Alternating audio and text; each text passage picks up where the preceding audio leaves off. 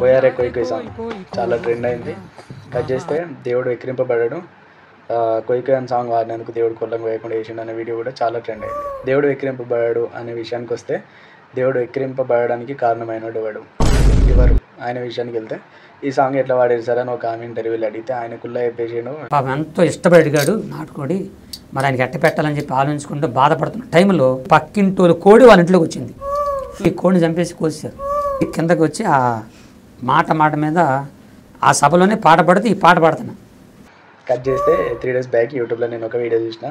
ఆ వీడియోలో ఆ సాంగ్ ఉంది లిరిక్. ఆల్రెడీ మనడు ఒక బ్రదర్ అది ఫోటో తీసి యూట్యూబ్లో వైరల్ చేసి పడేసిండు. కొంతమంది చూసారు, కొంతమంది చూడలేదు. అది నా గంటలో పడ్డది. కట్ చేస్తే మళ్ళీ విశ్వక్సేన్ ఒక లైలా సినిమాని తీసిండు.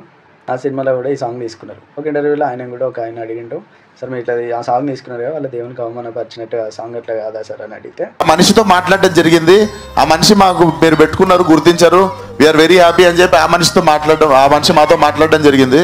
అసలు ఆయన ఎవరు, ఆయన సొంతానికి ఆయన నేను బాడినా అని చెప్తాడు. తీరా సాంగ్ బుక్లో ఉంటుంది.